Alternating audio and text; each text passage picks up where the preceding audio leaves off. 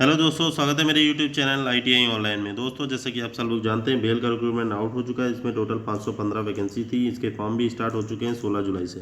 दोस्तों, फॉर्म भरने से पहले आपको काफ़ी डाउट आ रहा है कि आपको फॉर्म कौन से जोन से भरना चाहिए। अगर आपने पिछला वीडियो मेरा नहीं देखा, आप जाके चेक कर सकते हैं।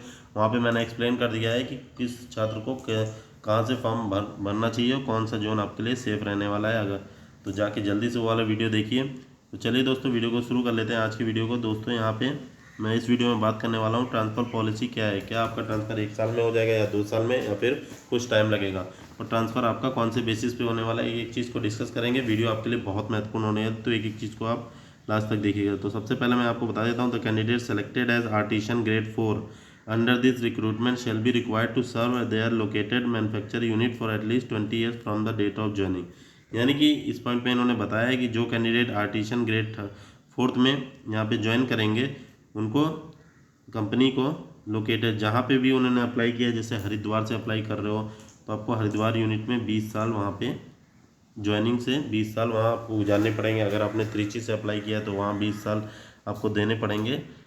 इसके बाद ही आपका ट्रांसफ़र के लिए सोचा जाएगा। नेक्स्ट है आपको, during this period no request or for transfer or change in place of posting shall be entertain for the first 20 years of service. यहाँ पे इस पॉइंट में इन्होंने ये चीज़ क्लियर कर दी कि पहले 20 साल जब आप ज्वाइन करते हो तब तक आपका कहीं भी ट्रांसफ़र नहीं होगा। तो ये चीज़ आप याद रखिएगा। फॉर्म भरने से पहले, किसी भी यूनिट को चूज़ करने से पहले ये चीज़ आपके पास होनी चाहिए कि 20 साल आपको उस कंपनी में वर्क करना है, उस एरिया में। हालांकि ऐसी कोई भी दिक्कत नहीं आती है। ये जो भेल के हाउसिंग कॉलोनी होती है, जो एटमॉस्फेयर होता है बहुत ही अच्छा होता है, और यहाँ भी लोग हमारे दूर दूर से पूरे ऑल ओवर इंडिया के लोग काम करते हैं, तो ऐसी कोई भी आपको दिक्कत नहीं आने वाली है। नेक्स्ट है यहाँ पे कोई भी आपकी रिक्वेस्ट मानी नहीं जाएगी ट्रांसफ़र के लिए, इसी पे ये पॉइंट लिखा हुआ है।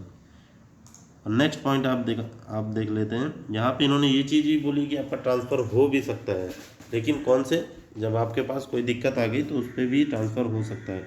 तो वो कौन कौन से प्रॉब्लम आपके, if the interim period for any unavoidable personal reason, if a candidate selected at artisan grade 4th request a transfer back to a unit of his or her preference, यानी कि अगर मान लीजिए 20 साल के ही अंदर अंदर आपको कहीं अनअवॉइडेबल पर्सनल रीजन्स, यानी कि कोई दिक्कत आ गई, मान लीजिए कोई आपके घर के इकलौते हैं या फिर आपको कोई भी ऐसी दिक्कत आती पर्सनल रीजन से, तो वहाँ आप क्या कर सकते हैं।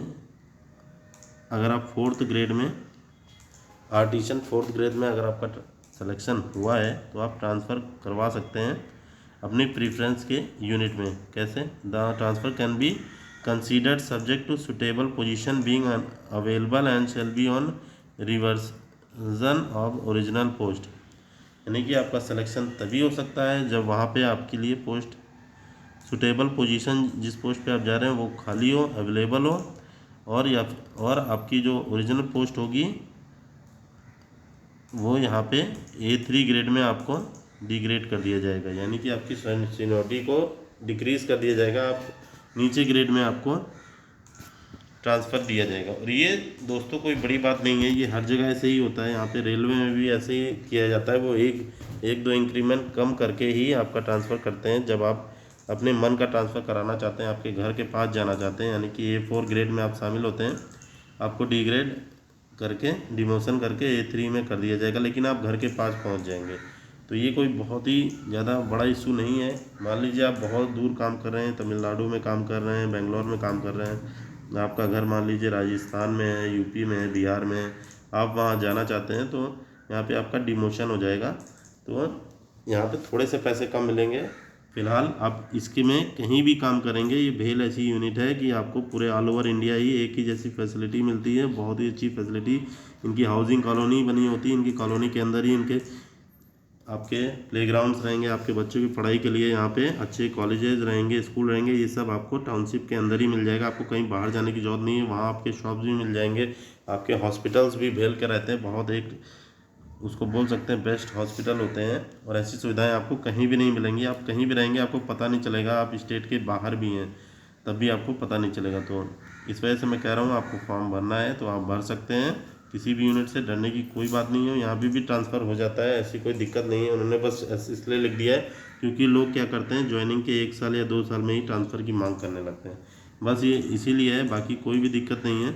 यूनिट काफ़ी बेहतरीन है और यहाँ पे ऑल ओवर इंडिया इसके सारे टाउनशिप सबसे बेहतरीन माने जाते हैं क्योंकि ये महारत्न कंपनी है। तो वीडियो अच्छी लगी तो प्लीज़ एक लाइक और चैनल को सब्सक्राइब कर लिया करिए दोस्तों, ऐसी इंपॉर्टेंट जानकारी पाने के लिए। चलिए मिलते हैं नेक्स्ट वीडियो में। ओके, जय हिंद।